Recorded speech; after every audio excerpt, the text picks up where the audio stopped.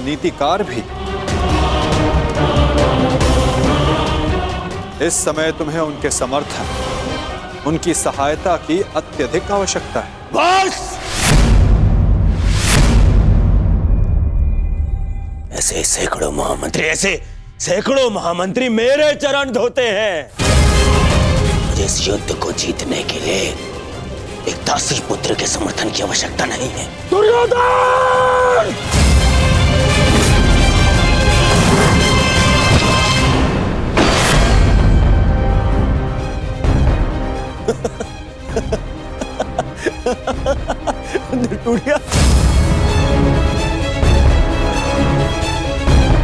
इस धनुष के साथ तुम्हारे प्रति मेरा समर्थन भी टूट गया है। अब ना तो तुम मेरे शस्त्र उपयोग कर पाओगे और ना ही मेरी नीति। मैं स्वयं अपनी बुद्धि और शक्ति को इस युद्ध से अलग करता हूं।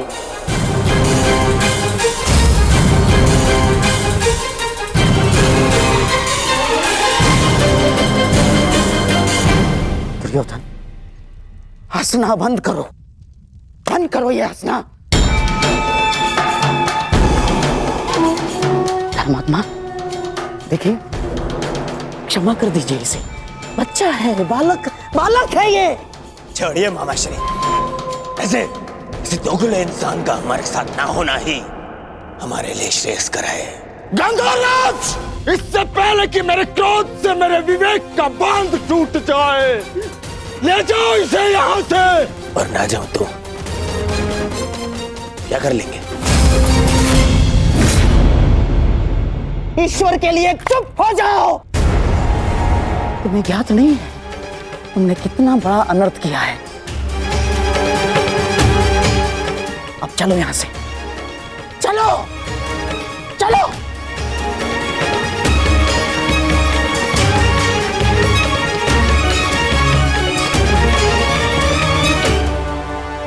धनुष ना टूटता तो मेरा बाण छूट जाता, मेरे भ्राता धृतराष्ट्र को पुत्र हानि होती। मैं आज भी यही कामना करता हूं कि यदि ये युद्ध हो तो मेरे भ्राता धृतराष्ट्र के पुत्र और मेरे ज्येष्ठ भ्राता पांडु के पुत्र सुरक्षित रहे।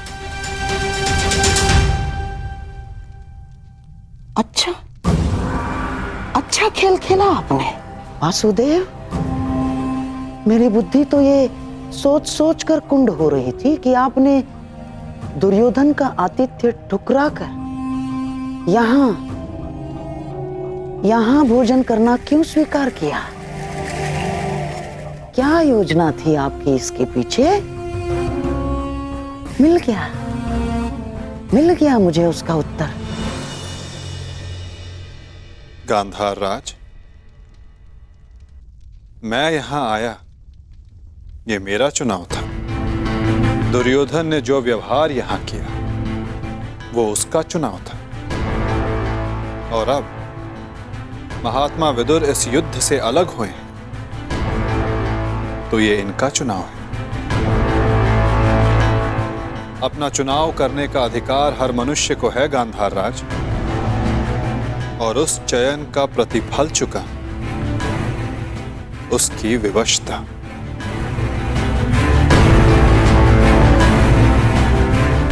प्रणिपात।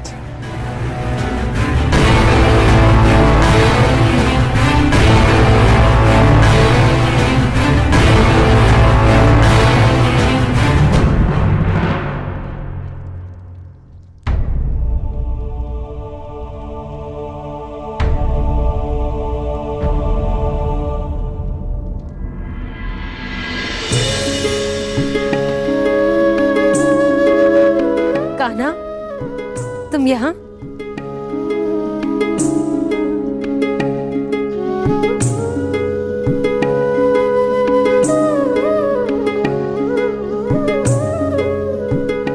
सोचा कि अपनी बुआ को बता दो कि भूखे पेट शयन करने से बुरे स्वप्न आते हैं।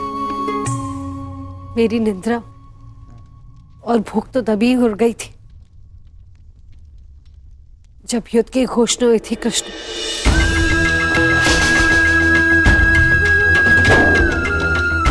जिस माता के पुत्रों का जीवन दांव पे लगा हो, उसकी आंखों में नींद कैसे आएगी? उसके गले के नीचे से निवाला कैसे उतरेगा?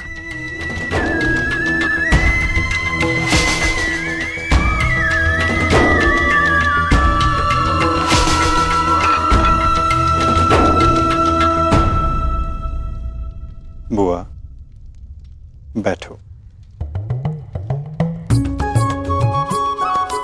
मैं तो यहां इसलिए आया था कि अपनी बुआ के साथ भोजन का आनंद उठा सकूं, परंतु मेरी बुआ इतनी व्याकुल, इतनी निराश है। यदि आपको मुझ पर विश्वास है कि मैं आपके पुत्रों की रक्षा करने में सक्षम हूं, तो क्या आप फिर भी भोजन नहीं करेंगी?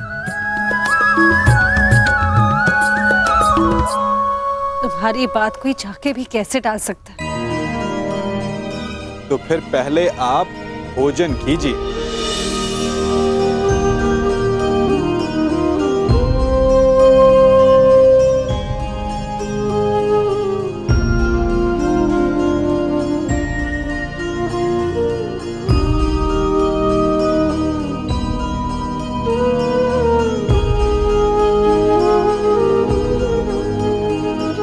यदि मेरे पुत्र यहाँ थे तो वो भी मुझे ऐसे ही भोजन करवाते।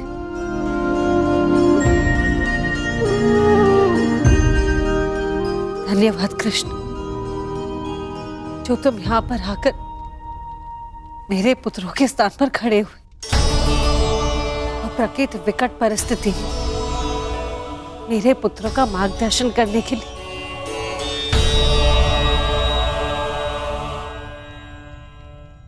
इसमें कोई संदेह नहीं बुआ कि परिस्थिति बहुत विकट है, परंतु जो इस बात को समझ सकता है उसे इस परिस्थिति को टालने की, इस युद्ध को रोकने के लिए प्रयत्न करना चाहिए। मैं भी कर रहा हूं, आप भी कीजिए।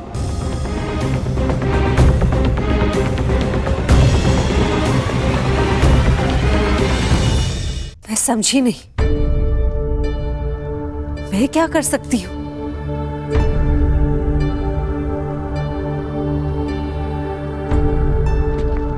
आपको स्मरण है बुआ, जब मैं यहां विभाजन के समय आया था तो मैंने आपको एक कार्य करने से रोका था। अभी उचित समय नहीं है बुआ, सत्य सम्मुख आएगा बुआ, परंतु उचित समय, उचित स्थान पर। तुम ये कहना चाह रहे हो कि मैं उसे... बुआ, कुछ करने को कहने वाला मैं कौन होता हूं? मैं तो बस इस परिस्थिति की गंभीरता को देख रहा हूं। शांति दूत बनकर आया हूं, प्रयास करूंगा कि इस युद्ध को रोक सकूं, परंतु प्रतीत ये होता है कि इस युद्ध को टाला नहीं जा सकता।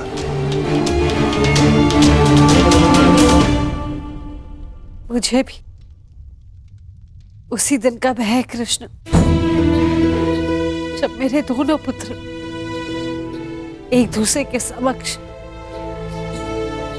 अस्त्र दान कर एक दूसरे का रथ बांधने के लिए प्रस्तुत होंगे, परंतु इसे रोका कैसे जा सकता है? संदेह तो है बुआ, परंतु यदि आपके 6 पुत्र एक ही पक्ष में हो तो कदाचित युद्ध का प्रश्न ही ना उठे।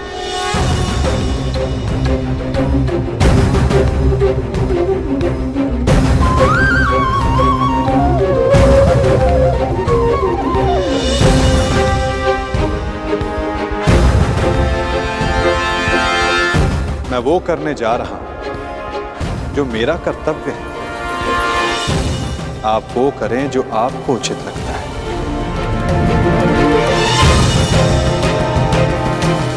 आज्ञा दें। प्रणिपात।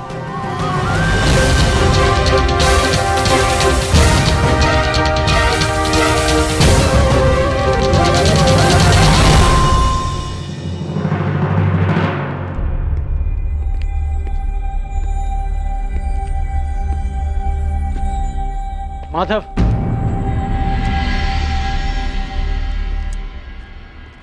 मित्र,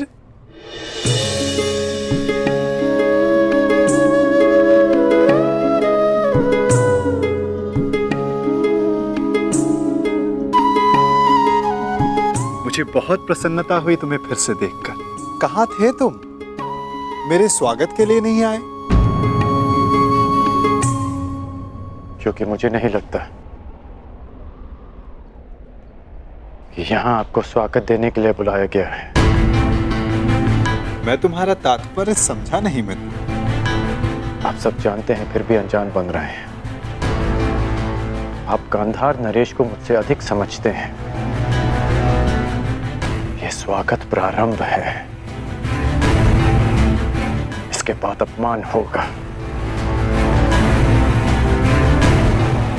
और हो सकता है कि कोई जाल भी रचा हो। यदि जाल होगा तो मुझे पूर्ण विश्वास है कि मेरा धनुर्धारी मित्र उस जाल को अपने बाणों से काट देगा।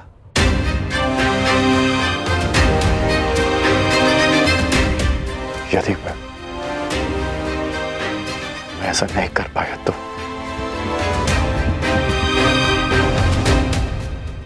तो मैं स्वयं उसका त्राण करूंगा मित्र।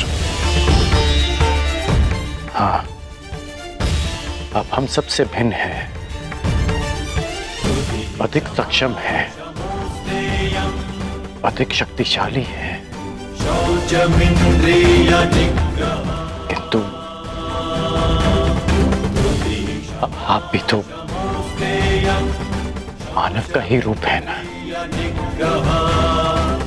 और मानव सब कुछ नहीं जानता। अन्यथा आज आप दुर्योधन की सभा में नहीं आते।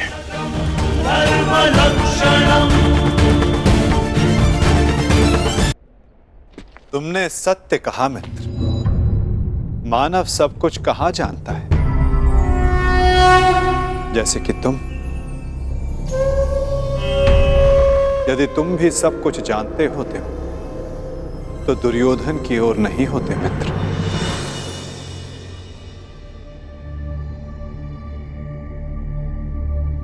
वासुदेव, बात को समझने का प्रयास कीजिए। मैं भावी संकट की बात कर रहा हूं।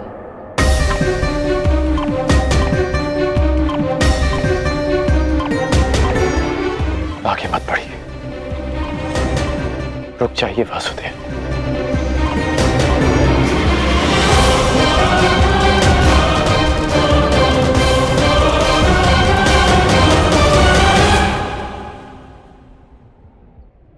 मित्र, तुम चिंता ना करो।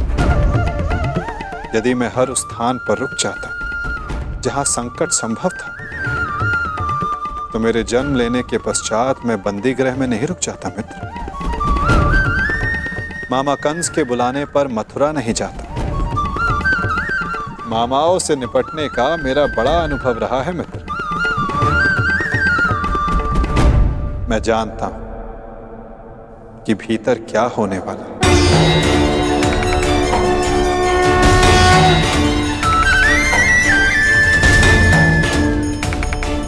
फिर भी आप जा रहे हैं?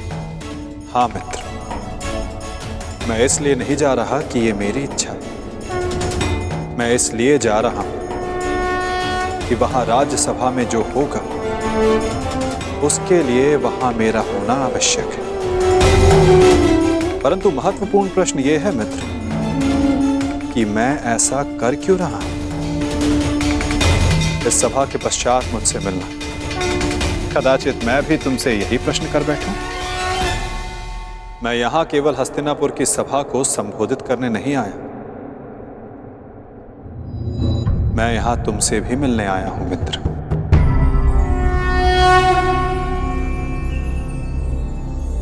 तुम सदा मुझसे यही प्रश्न करते आए हो कि मैं इस पक्ष में क्यों? मेरा मत क्या है? क्या मैं ही करता धरता हूं या केवल दृष्ट? क्या मैं ही कार्य साधता हूं या कार्य का साक्षी मात्र? मेरे साथ आओ मित्र, तुम्हें इन सब प्रश्नों का उत्तर मिल जाएगा।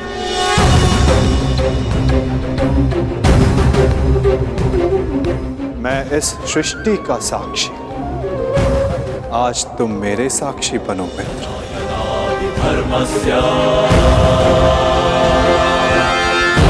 भवति भारत अभ्युत्थानम् धर्मस्य तदात्मानं सृजाम्यहम् परित्राणाय साधूनां विनाशाय च दुष्कृताम्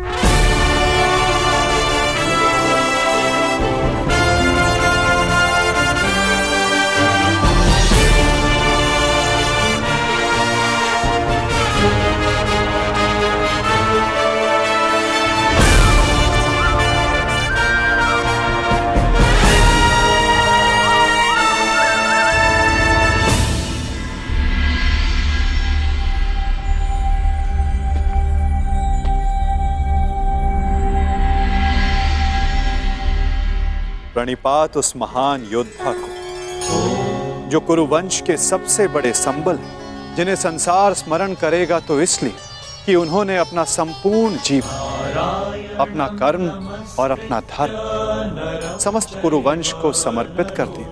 जो कुरुकुल का, कुरुवंश का मार्गदर्शन करते, उनको मार्ग दिखाते। कुरु गौरव महामहिम भीष्म को प्रणिपात।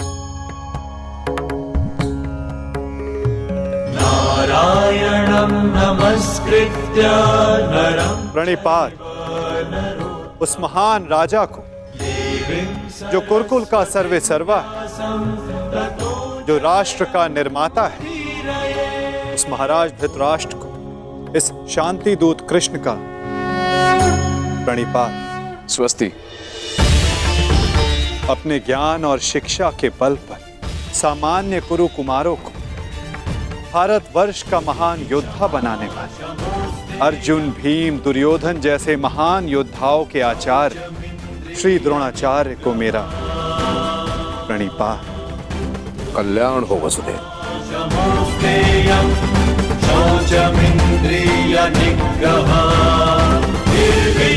प्रणिपात उस महान हस्ती को जो अपने लक्ष्य संधान में प्रवीण है, जिन्होंने अपनी बहन के पुत्रों के लिए अपना राज्य त्याग किया, जो अपनी तीव्र बुद्धि और नीति से कुरु कुमारों का मार्गदर्शन करते हैं, उस गांधार नरेश को प्रणिपात।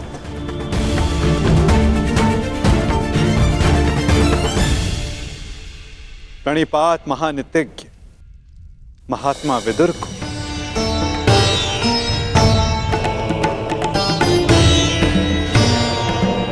प्रणिपात उन समस्त जनों को जो सभा में उपस्थित हैं, जो शांति के समर्थक हैं। प्रणिपात का अर्थ है अपना शीश झुकाना। हम सब अपनी संतानों को उन सब के समक्ष शीश झुकाना सिखाते हैं जिन्होंने अपने जीवन में महान कार्य किए, परंतु मैं आप सबके समक्ष प्रणिपात इसलिए नहीं कर रहा कि आप सब ने महान कार्य किए। मैं प्रणिपात इसलिए कर रहा हूं कि आप सब अब भी एक महान कार्य को संपन्न करने के लिए सक्षम हैं। वो महान कार्य जो कि एक महायुद्ध है, एक महाविनाश है, उससे मुक्ति पा, जिसके पश्चात एक महान शांति की स्थापना होगी, धर्म का उदय होगा। मुझे विश्वास है कि आप सभी कल आने वाले महाभारत के महाविनाश को देख सकते हैं। और यदि आप सब चाहें तो आर्यव्रत को इस विनाश से बचा भी सकते हैं। मुझे अधिक प्रसन्नता होगी कि आप सबके सहयोग से भारतवर्ष में होने वाले इस महाभारत से सबको बचा सकूं और मेरे यहाँ उपस्थित होने का लक्ष्य पूर्ण कर सकूं। मुझे पूर्ण विश्वास है कि आप सब में से कोई भी ये युद्ध नहीं चाहेगा।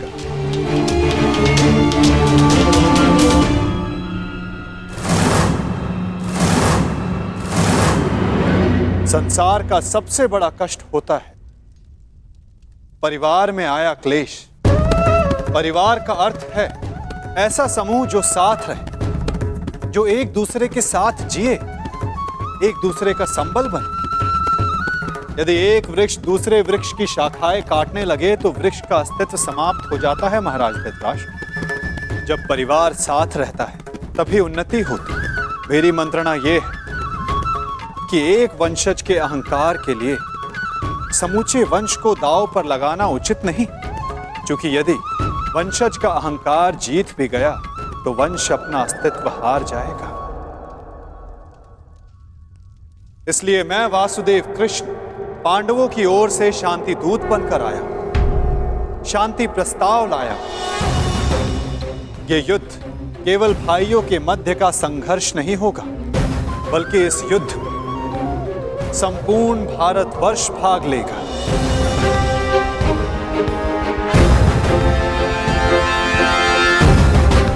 इसलिए विनाश भी सैकड़ों, सहस्त्रों और लाखों नहीं, करोड़ों में होगा। और इसीलिए मैं ये अंतिम प्रयास करने आया, ये प्रस्ताव लाया कि आप सभी इस महाभारत को, इस महायुद्ध को रोकने के लिए मेरी सहायता करें।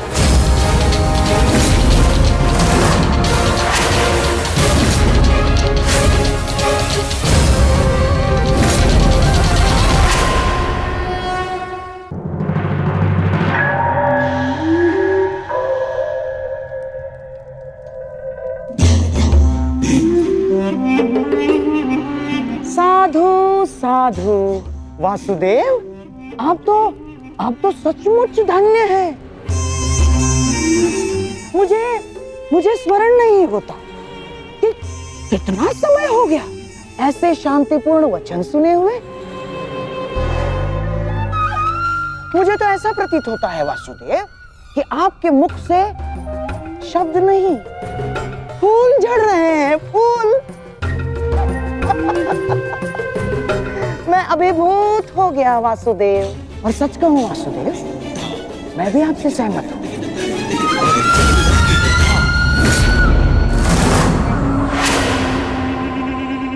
मैं भी नहीं चाहता कि ये युद्ध हो ना। मामाश्री, ये क्या कह रहे हैं आप? हाँ दुर्योधन, वासुदेव बिल्कुल उचित कह रहे हैं। हमें इस युद्ध को रोकने का पूरा प्रयास करना चाहिए, समझ गए? हाँ वासुदेव, सबसे श्रेष्ठ युद्ध वो है जो कभी हो ही नहीं। और युद्ध की परिस्थिति उत्पन्न न होने देने का एक ही उपाय है कि एक पक्ष दूसरे पक्ष पर आक्रमण ना करे। चलिए ठीक है, हम पांडवों पर आक्रमण नहीं करेंगे, परंतु वासुदेव, द्वारकाधीश, क्या आप यह आश्वासन दे सकते हैं कि पांडव भी हम पर कभी भी आक्रमण नहीं करेंगे? कभी भी। गांधार नरेश, आप आक्रमण के संदर्भ में बात कर रहे हैं और मैं यहां युद्ध की आवश्यकता को ही समाप्त करने के विषय में बोल रहा हूं। अच्छा ऐसा है। यदि ऐसा है वासुदेव, तो हम आपका प्रस्ताव सुनना चाहेंगे। हाँ, आप शांति दूत हैं तो संदेश तो लाए ही होंगे।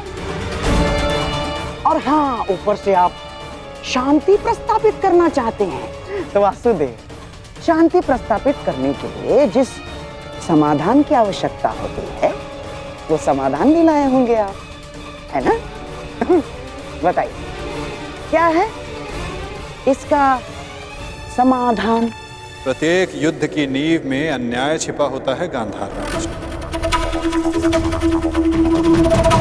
और अन्याय का केवल एक ही समाधान है, और वो समाधान है न्याय।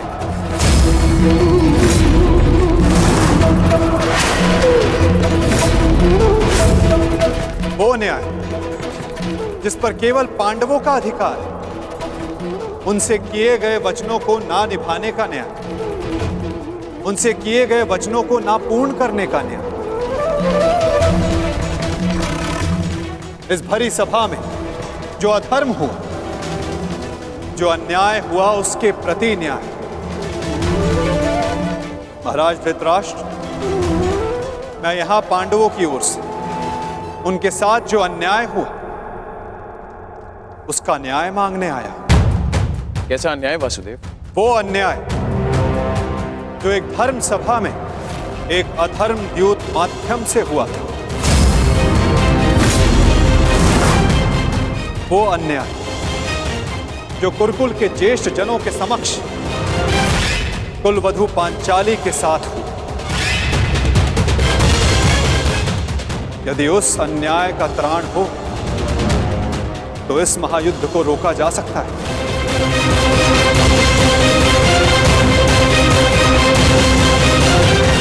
कुरुकुल श्रेष्ठ महाराज धृतराष्ट्र, महामहिम भीष्म, मैं पांडवों की ओर से उस अन्याय के लिए न्याय मांगने आया हूं। स्मरण रहे महाराज, यदि आपने पांडवों को न्याय नहीं दिया, या तो उसे वो पुण्य से अर्जित कर लेंगे या फिर उसे छीन लेंगे।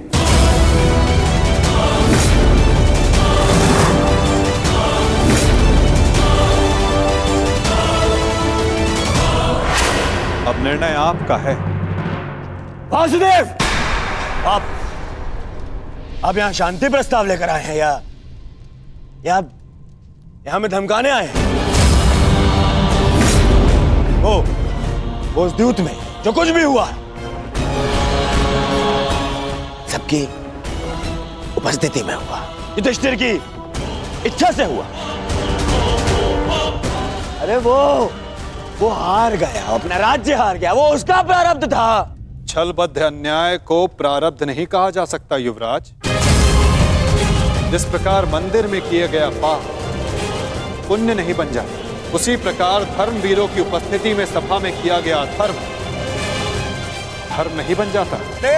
धर्म कौन सा धर्म?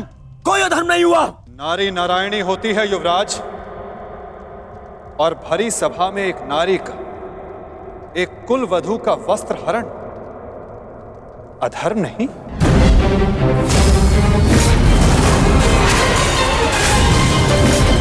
यदि तुम्हें विश्वास नहीं तो अपने ज्येष्ठों की झुकी दृष्टि से पूछो दुर्योधन। उन वस्त्रों से पूछो जो आपको आपके मन की नग्नता अनुभव कराने के लिए आपके शरीर से दूर हो गए। उन प्रतिज्ञाओं से पूछो जो पांडवों ने अपने भ्राताओं के विनाश के लिए मांगी। ये प्रतिज्ञा लेता हूं और यही जंगल तोड़कर तुम्हारा प्राण दे लूंगा दुर्योधन। उस श्राप से पूछो जो द्रौपदी ने समस्त कुरुकुल को दिया। इस सभा में उपस्थित वो हर व्यक्ति जिसने मौन रहकर ये अधर्म होते हुए देखा, उन्हें उनके मौन रहने का दंड मिलेगा। श्राप है ये अपनी सुता द्रौपदी का। परंतु यदि आप सब चाहें तो पांडव अपनी प्रतिज्ञा को त्याग देंगे। द्रौपदी अपना श्राप वापस ले लें। बस आप सबको अपनी भूल का अनुभव करके पांडवों को केवल उनका अधिकार देना है।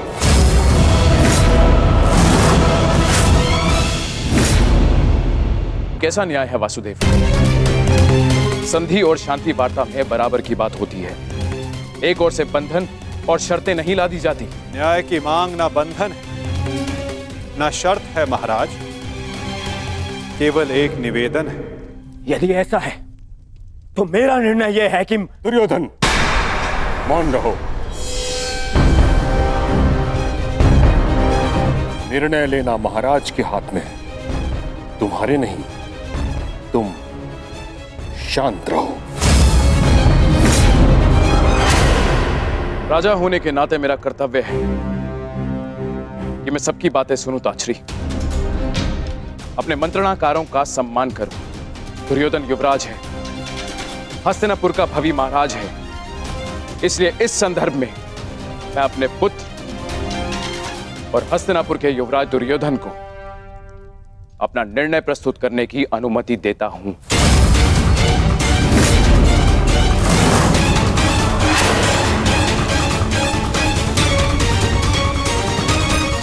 धन्यवाद पिताश्री।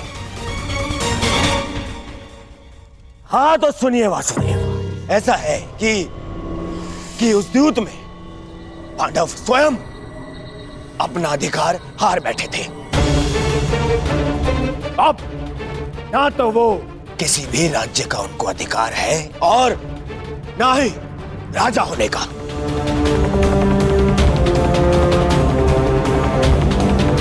इसीलिए मैं दुर्योधन ये घोषणा करता हूं कि हस्तिनापुर आपका ये शांति प्रस्ताव ठुकराता है।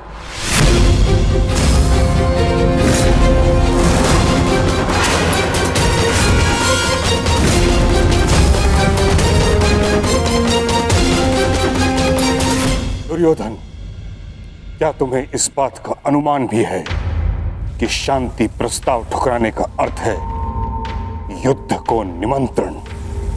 अपने निर्णय पर पुनः विचार कर लो। बात बात पर विचार करना बंद कीजिए पितामह। बात बात पर विचार कायर करते हैं।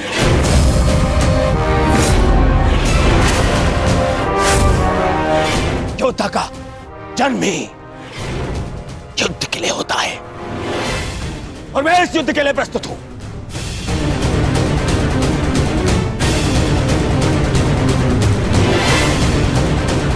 मेरी दृष्टि में उन पांडवों को कुछ भी देने का प्रश्न ही नहीं उठता। बस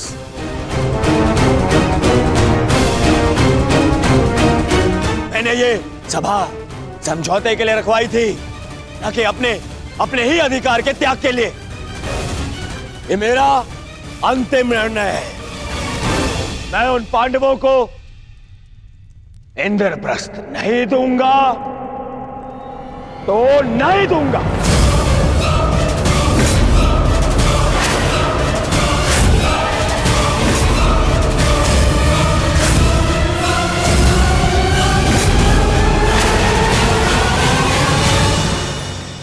दुर्योधन 5 गांव दे देता है तो क्या आप वचन देंगे कि पांडव इंद्रप्रस्थ की चाह में आक्रमण की चेष्टा नहीं करेंगे?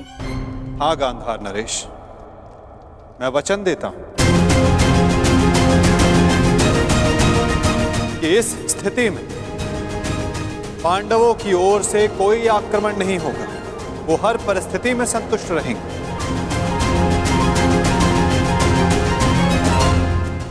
कह दो दुर्योधन, इससे अच्छा प्रस्ताव कोई नहीं होगा। महाराज, मैं आपसे विनती करता हूं कि यही अवसर है, अंतिम अवसर।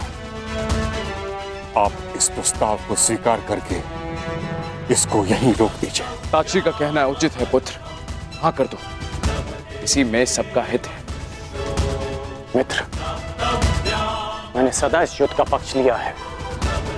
मैंने सदा अर्जुन से अपना अधूरा द्वंद्व पूर्ण करना चाहा।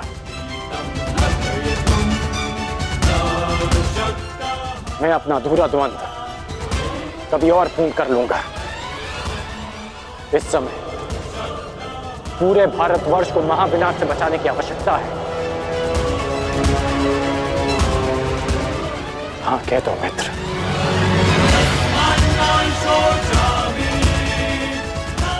तुमने तो एक अनजान का मान रखने के लिए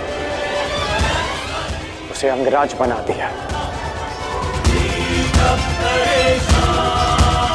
तो लाखों के प्राणों को बचाने के लिए 5 गांव दे दो मित्र। देख रहे हैं वासुदेव, मेरे मित्र अंगराज मेरे साथ है।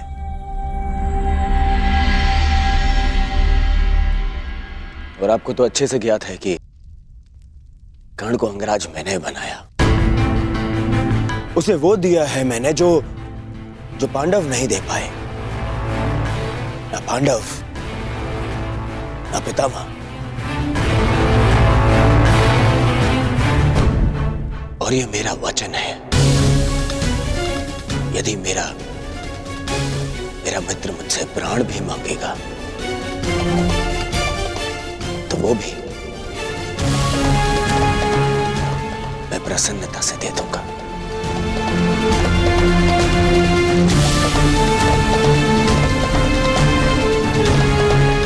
परंतु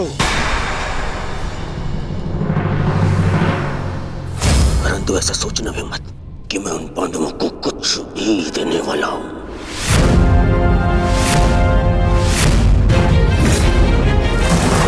पता है, बचपन से मुझे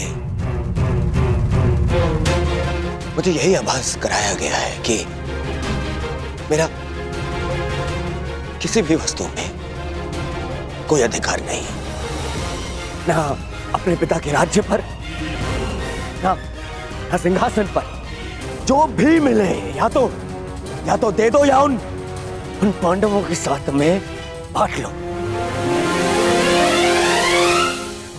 और तुम अधिकार की बात करते हो वासुदेव, तो बताओ मुझे, मेरा अधिकार उन पांडवों ने मुझे कब दिया? कब? गुरु का प्रेम, महामहिम का वात्सल्य किसी को मिला तो वो उन पांडवों को, मुझे नहीं। मेरे पिता के राजा होने पर, युवराज पद पर किसी का अधिकार था तो वो मेरा था, परंतु मुझे नहीं मिला। वो मिला उस युधिष्ठिर को। दुर्योधन की बात तर्कसम्मत है वासुदेव।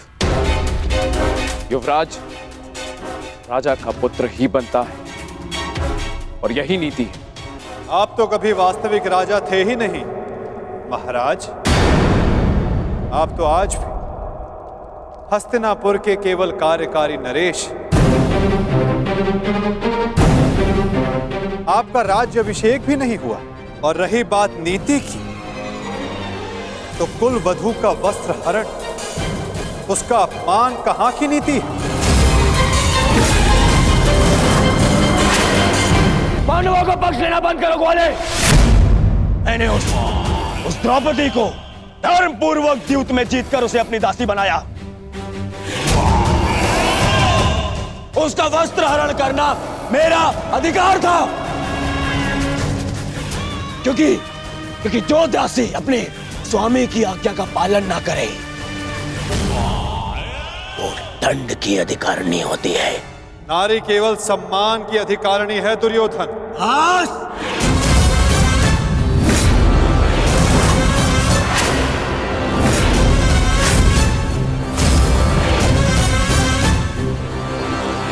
दूत बनकर आए हो,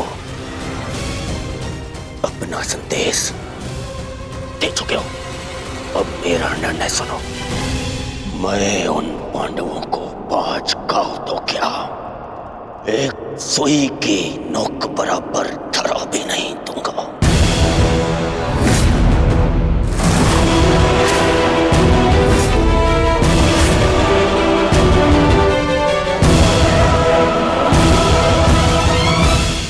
मैंने तुम्हारा संदेश भली भांति समझ लिया है युवराज। अब वही होगा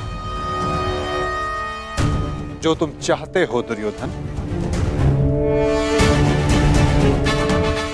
अब महाविनाश होगा, महायुद्ध होगा महाभारत होगा।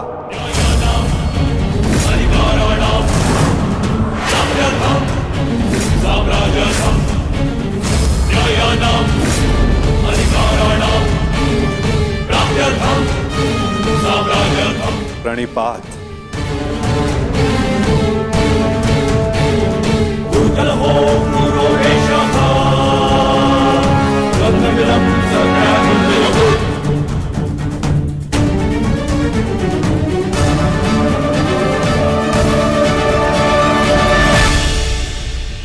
रुकिए केशव। मित्र, एक बार और विचार कर लो। अरे मित्र, राजा बलि की कथा स्मरण है तुम्हें? वो मायावी वामन मुझसे 3 पग मांगने आया था। 3 पग भूमि, और उस 3 पग में उस वामन ने न केवल तीनों लोक नाप लिए, बल्कि उस बलि का नाश भी कर दिया।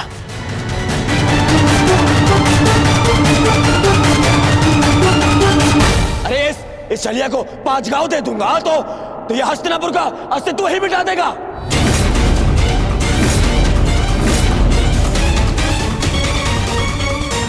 अखंडी कृष्ण, तुम्हारी मीठी मीठी बातों का प्रभाव इन पर पड़ सकता है, दुर्योधन पर नहीं। तो फिर मैं प्रस्थान करता हूं।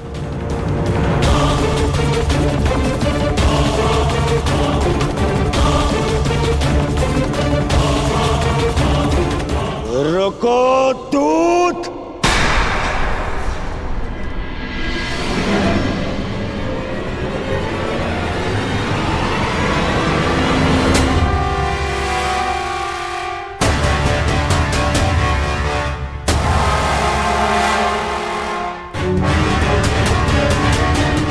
मैंने तुम्हें जाने की आज्ञा नहीं दी है अभी।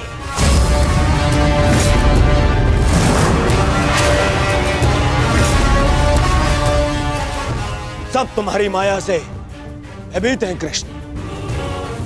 आज मैं अपनी प्रजा और अपनी सेना के मन से तेरा भय मिटा दूंगा कृष्ण।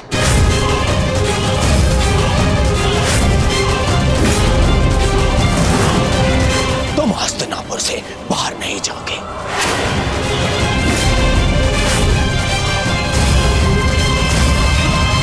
मैं धृतराष्ट्र पुत्र दुर्योधन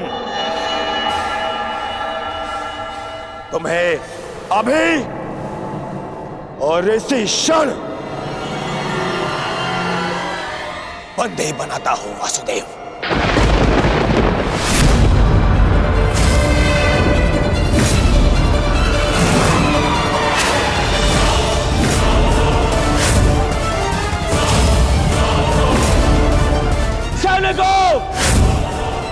बंदी बनाओ इस छलिए को।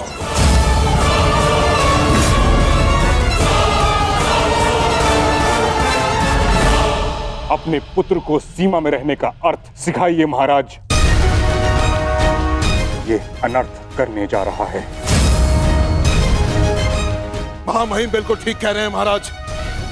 वासुदेव कृष्ण केवल हस्तिनापुर के संबंधी नहीं, इस समय वे एक शांति दूत हैं, और इस बात का स्मरण रहे महाराज, एक शांति दूत के साथ इस तरह का व्यवहार उचित नहीं है। आचार्य ठीक कह रहे हैं पुत्र।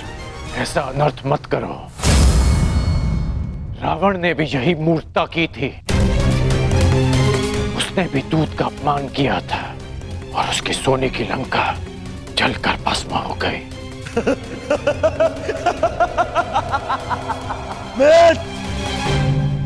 रावण मूर्ख था, जो सामान्य रस्सी से हनुमान को बांधने चला था, परंतु मैंने इस विशेष दूत के लिए विशेष धातु की श्रृंखला बनवाई है।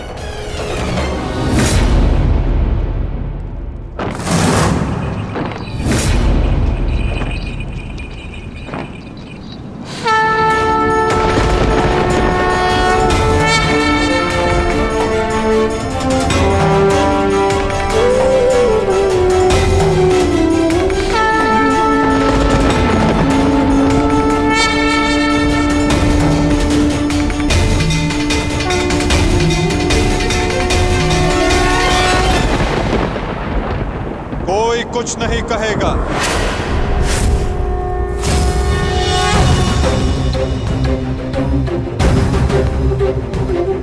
मेरा आप सबसे निवेदन है कि मेरे और दुर्योधन के मध्य में ना आए और साक्षी बने इस क्षण के। इसे भान नहीं कि ये क्या कर रहा है, जिसके जन्म के पश्चात जिसे बंदी गृह की बेड़ियां ना बांध सके, सैनिकों का पहरा ना रोक पाए, आज तुम उसे बांधने चले हो दुर्योधन। सामर्थ्य है तुम में तो बढ़ो आगे, हो सके तो साधो मुझे दुर्योधन, अपने इन श्रृंखलाओं में बांधने का प्रयास करो।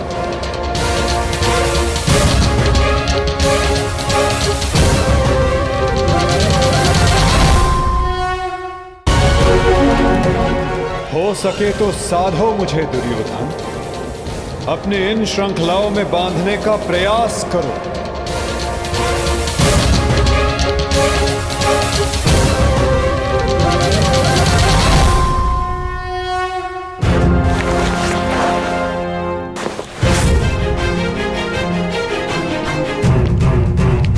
उठो उस तेरे को।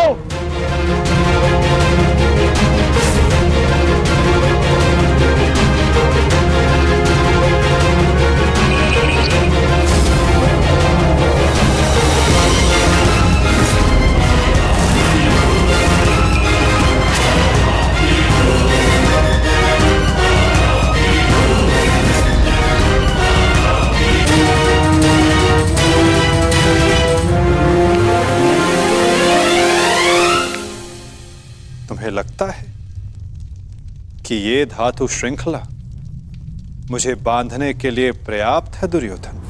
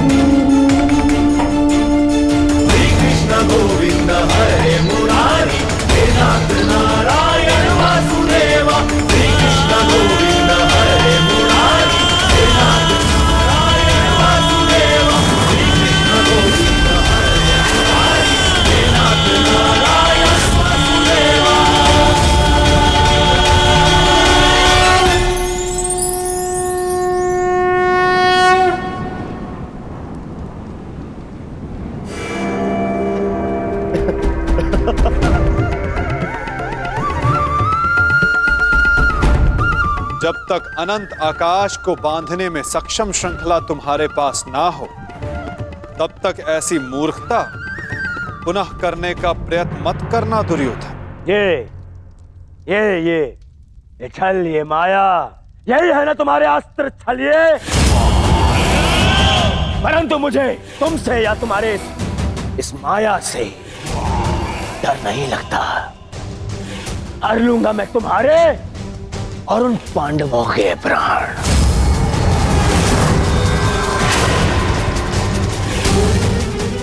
स्मरण रखना कि इस महायुद्ध में अंत करेगा तुम्हारा और उन पांडवों का यह दुर्योधन। जो स्वयं मृत्यु के शिखर से गिरने वाला हो, उसे अपने अंत की चिंता करनी चाहिए मूर्ख दुर्योधन। जिस सत्य को, जिस भविष्य को मैं टालना चाहता था, उसे आज तुमने स्वयं आमंत्रण दे दिया। और सत्य ये कि इस महायुद्ध के अंत में तुम्हारे पापों और तुम्हारे पाप में भागीदार रहे प्रत्येक का अंत होगा। ये युद्ध अंत होगा।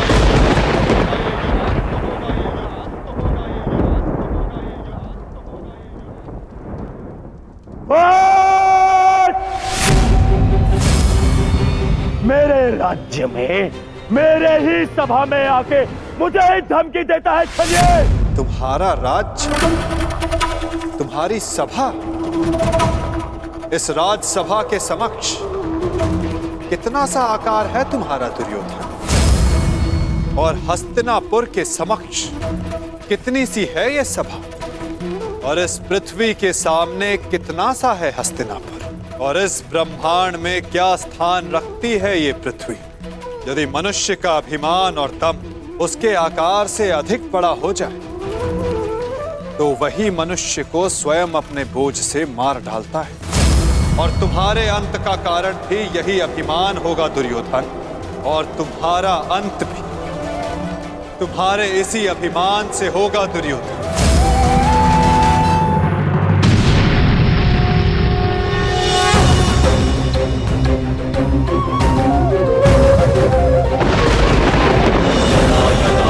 धर्मस्य ग्लानिर्भवति भारत, धर्मस्य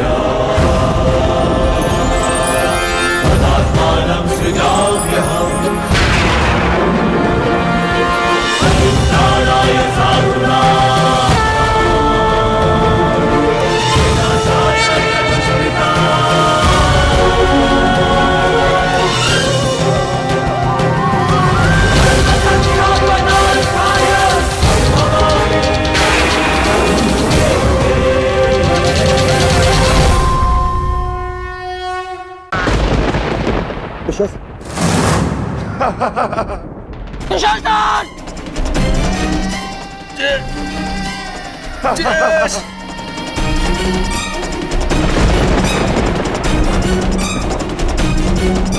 ये सब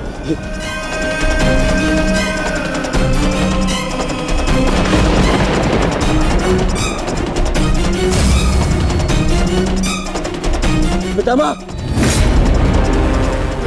मेरे होने वाले मामा श्री, क्या हो रहा है? मैं कहाँ हूँ? मित्र, मित्र का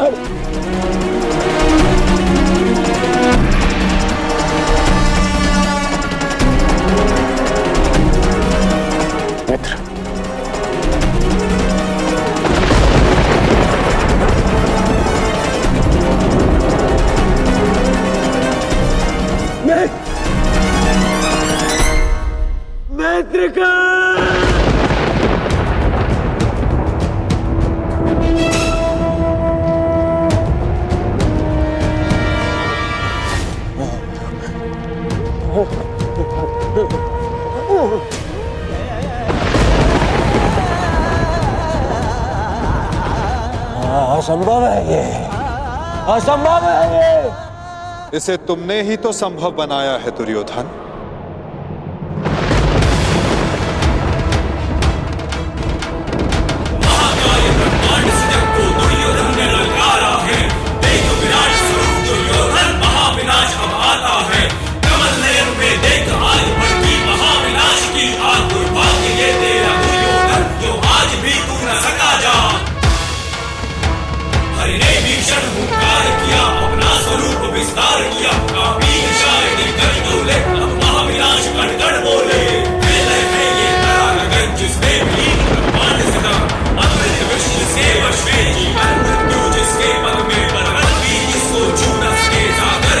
चरणों में है अजर जीवन के सारे, सूर्य चंद्र जिसमें सारे, इंद्र ब्रह्म वायु महेश जिसमें से करते हैं प्रवेश।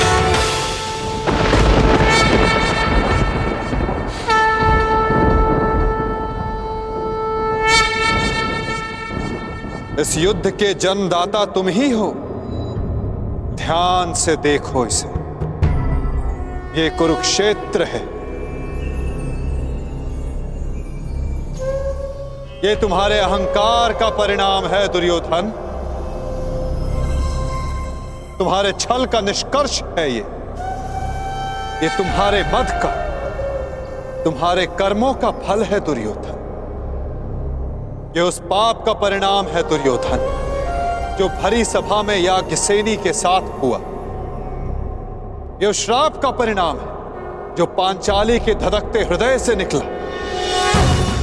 देखो मूर्ख,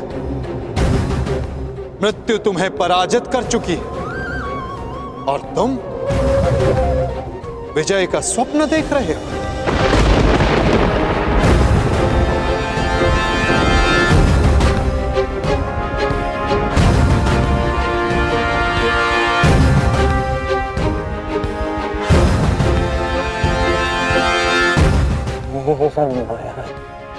ये सब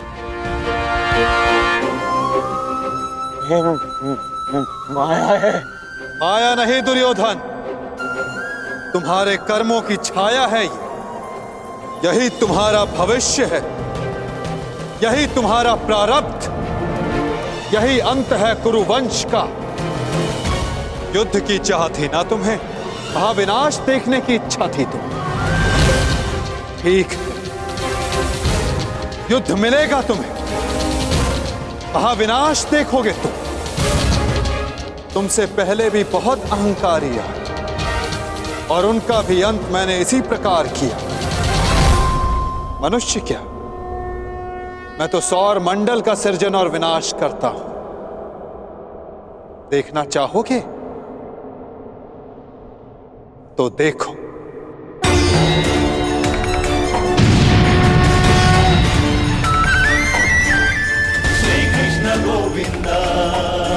उधर देखो दुर्योधन।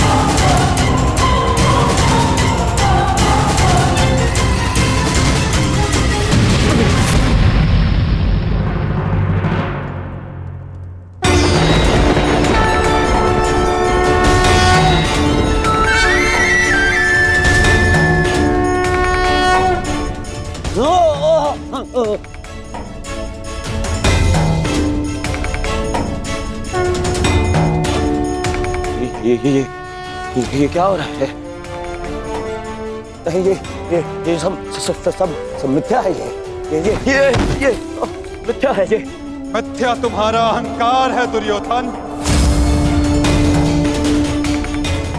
मिथ्या ये सभा है, सत्य तो वो है जो तुम कभी समझ ही नहीं पाए।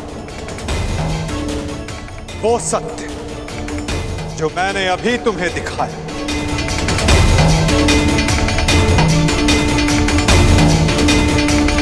सत्य केवल मैं हूं दुर्योधन, शेष सब मिथ्या। ये सब माया है। तुम साधारण मनुष्य हो और कुछ नहीं हो। आश्चर्य है, परंतु इसमें तुम्हारा क्या दोष?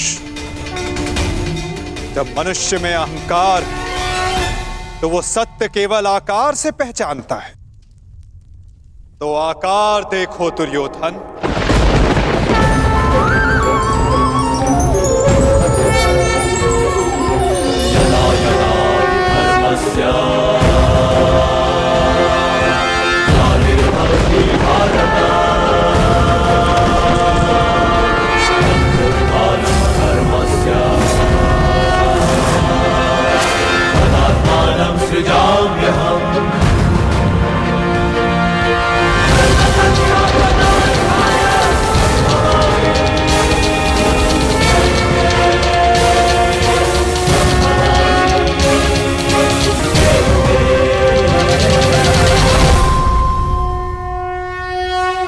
मैंने शांति दी दुर्योधन और तुमने स्वीकार नहीं की।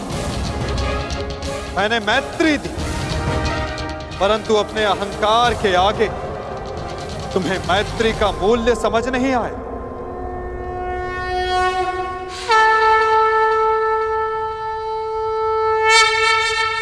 प्रेम लाया था, परंतु तुमने युद्ध मांगा दुर्योधन।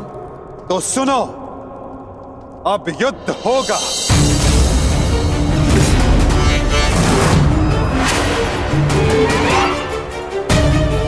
मैं जीवन का संदेश लाया था, तुमने मृत्यु का विकल्प चुना, तो मैं मृत्यु दूंगा।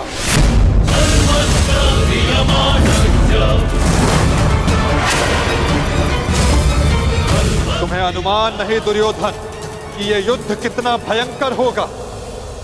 महासंहार होगा, पापियों के प्रत्येक भागीदार का अंत होगा ये महाभारत।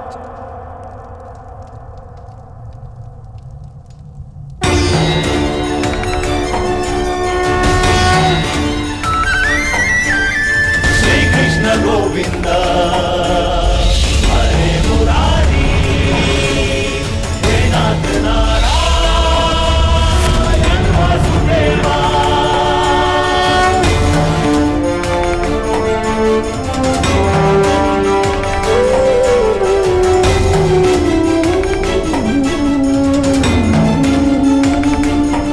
अश्वत्थामा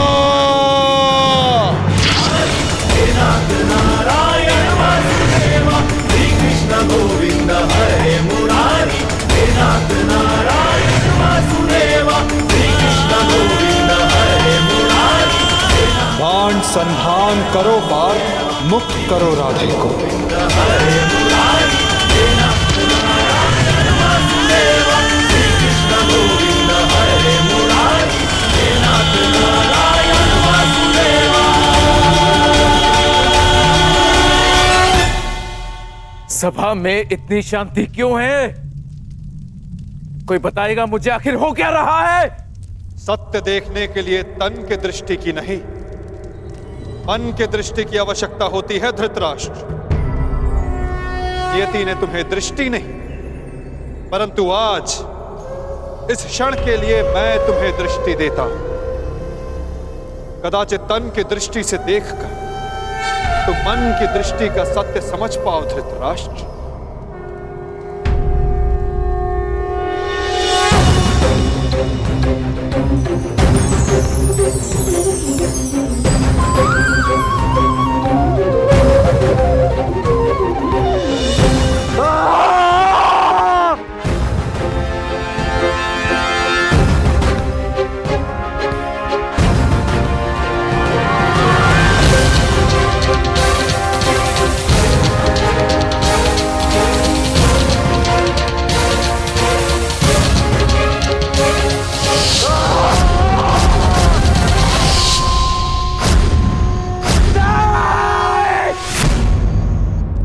नहीं चाहिए ये दृष्टि मुझे, वापस ले लो।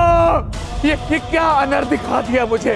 वासुदेव, ले लो, वापस ले लो।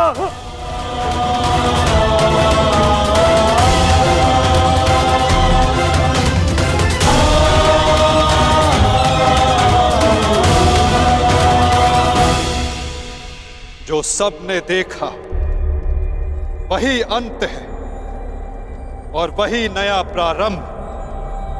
परंतु ये आप सबको स्मरण तब होगा जब ये वास्तविक में आप सबके साथ घटित होगा।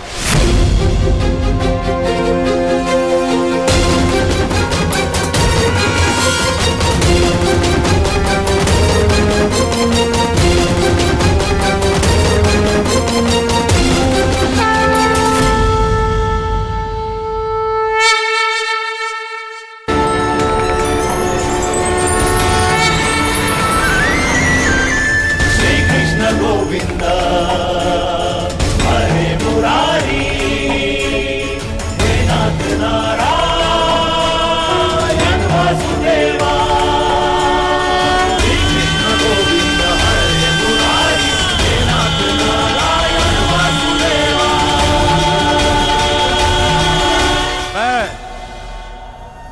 वासुदेव इस महायुद्ध, इस महाभारत की घोषणा करता हूं।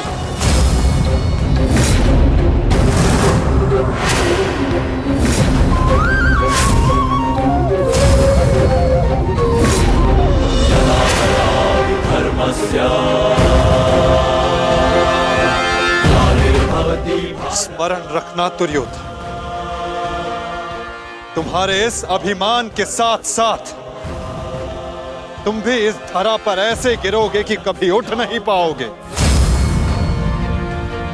इस महाहिंसा, इस महाविनाश के उत्तरदायित्व का बोझ तुम अपने साथ दूसरे लोक लेकर जाओगे दुर्योधन।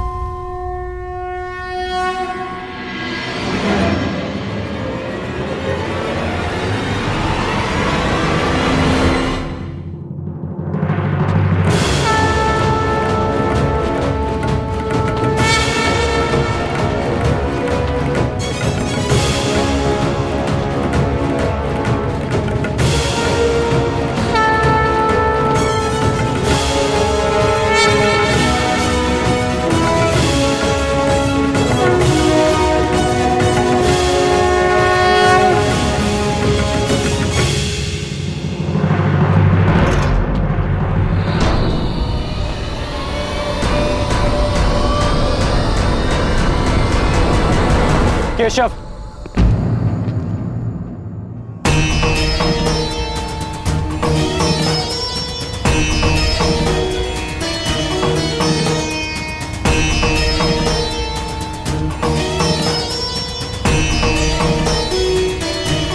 मुझे सदा से भान था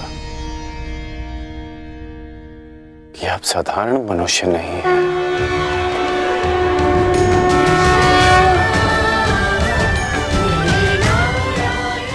परंतु आज जो मैंने देखा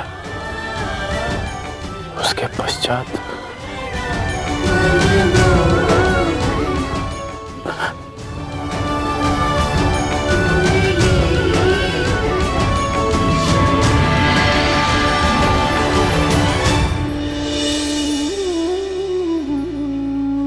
मेरे साथ आओ मित्र।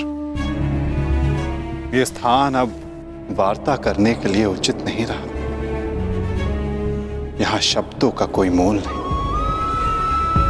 यहां शब्द केवल सुने जाते, समझे नहीं जाते। आओ मेरे साथ।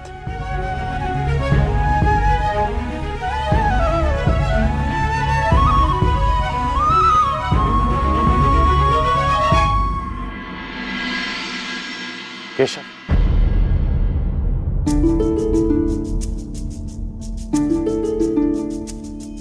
शांति न्याय, एक बार आप मेरे सारथी बने थे, आज ये गौरव मुझे दीजिए केशव। बुद्धि कर्म प्रीति में। तुम्हें सारथी के रूप में पाकर गौरवान्वित तो मैं हो जाऊंगा मित्र। कृष्णा कहो या कर्ण कहो, है दोनों एक समान। ठीक है। कृष्णा कहो या कर्ण कहो, है दोनों एक समान।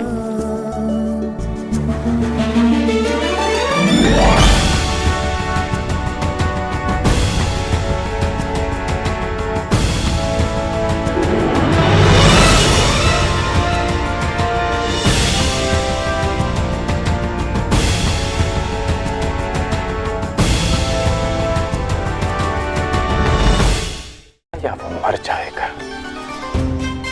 परंतु यदि उसे ज्ञात हो जाए कि अगले पल क्या होगा या वो कब मर जाएगा, तो आपको नहीं लगता कि उसके आने वाले पल भय और चिंता में बीतेंगे?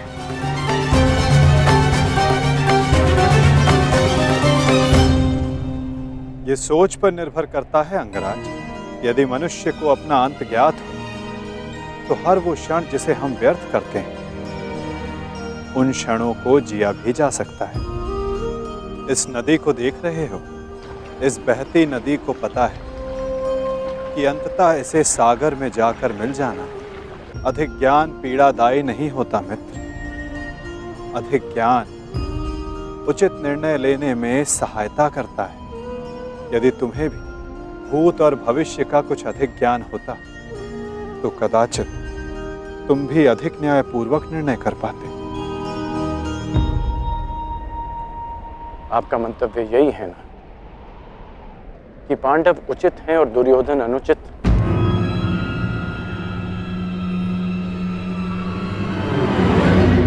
क्षमा कीजिएगा,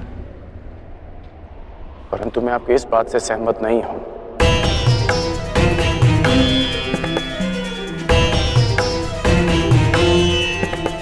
मुझे लगता है केशव कि दोनों अपने अपने स्थान पर दोषी हैं।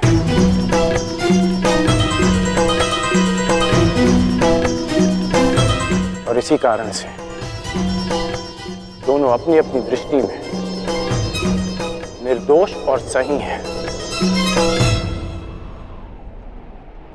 यदि दोनों ही दोषी हैं, तो तुम निष्पक्ष क्यों नहीं हो जाते मित्र? क्योंकि मुझे लगता है कि दुर्योधन युधिष्ठिर से कहीं अधिक सक्षम शासक सिद्ध होगा। इतने अधर्म करने के पश्चात भी? हाँ, क्योंकि वो युधिष्ठिर की भांति धर्मराज होने का ढोंग नहीं करता। आप ही बताइए केशव कि जिसने स्वयं की पत्नी को दांव पर लगा दिया हो, जिसने द्यूत के कुचक्र से निकलकर स्वयं को द्यूत में फिर से फंसा लिया हो, वो कैसा धर्मराज?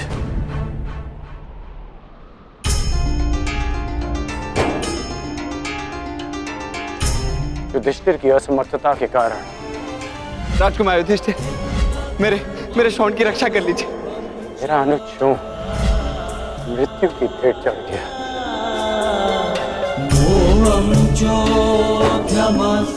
जब मुझे सूत पुत्र कहकर रंगभूमि की स्पर्धा में भाग लेने के लिए अयोग्य घोषित कर दिया गया था, राजकुमार के साथ द्वंद्व की अनुमति एक सूत पुत्र को नहीं दी जा सकती।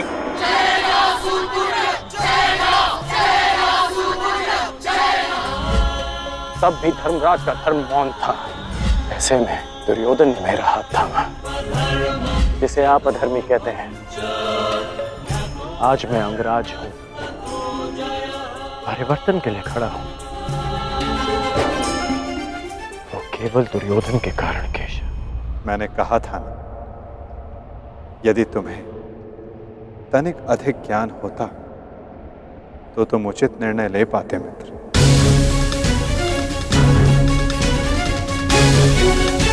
मैं समझा नहीं। तुम सदा स्वयं को सूत पुत्र समझते आए होकर,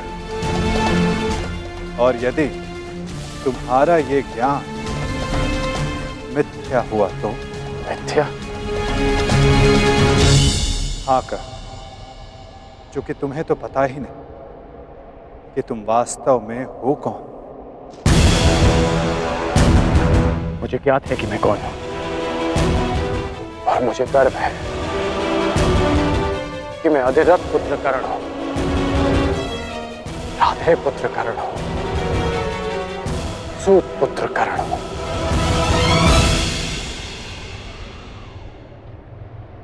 तुम राधे नहीं हो अंगराज,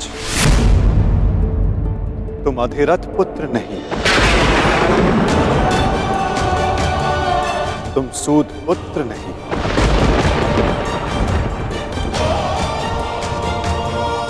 तुमने कभी ये नहीं सोचा कर्ण कि एक सूत पुत्र के शरीर पर दिव्य स्वर्ण से मणित कवच और कुंडल क्यों है?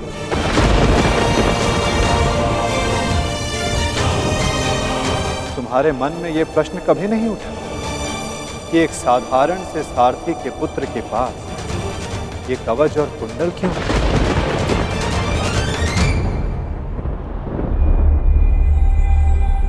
क्या तुम ये सोचकर कभी व्याकुल नहीं होते कर्ण कि तुम शेष से इतने भिन्न क्यों हो?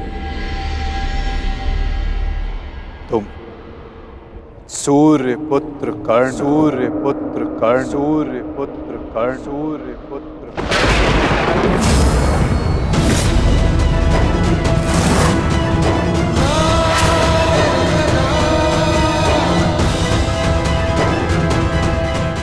स्वयं सूर्य नारायण के अंश हो तुम कर्ण।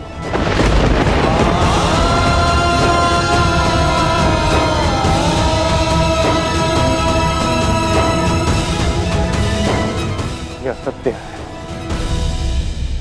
मेरे पिता अधिरथ हैं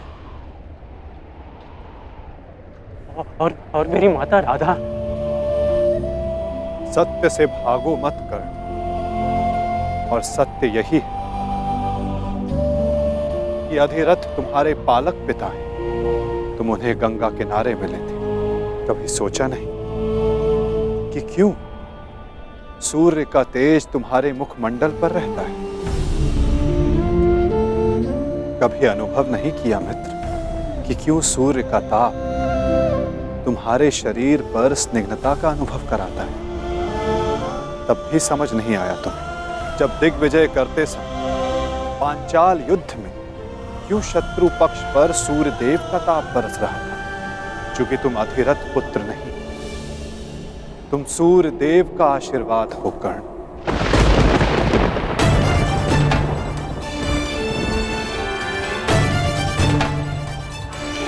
यदि मैं पिताश्री को गंगा किनारे मिला था तो मेरी माता को कर्ण, अपनी माता से बहुत पहले से भेंट करते आ रहे हो तुम कर्ण। चूंकि रक्त सदा रक्त का सम्मान करता है। कभी सोचा है कि वो कौन है जिनके समक्ष आते ही तुम्हारी दृष्टि उनके पांव की ओर चली जाती है? वो कौन है जिनसे हर युद्ध से पूर्व उनका आशीष लेने का तुम्हारा मन करता है?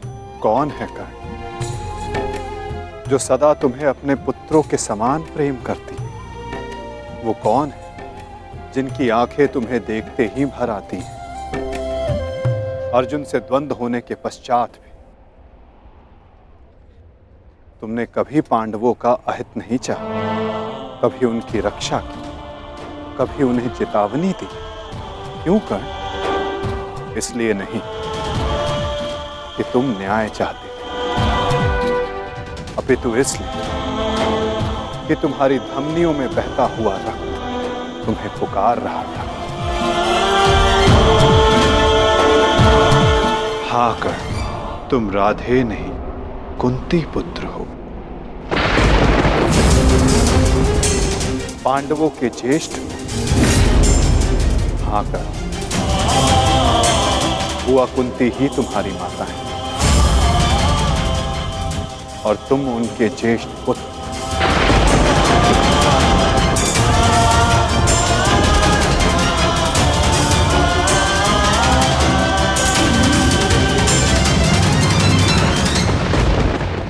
ये सत्य नहीं है। कह दीजिए केशव कि यह सत्य है।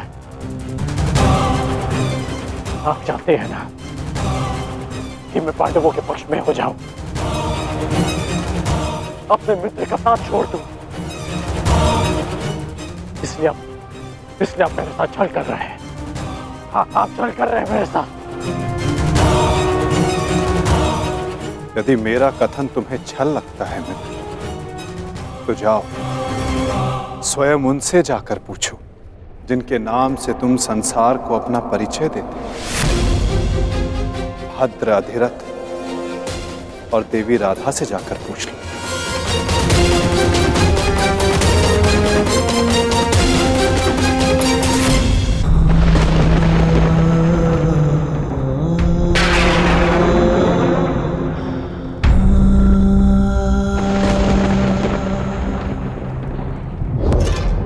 आ गए? उचित समय पर पहुंच गए। आओ भीतर आओ।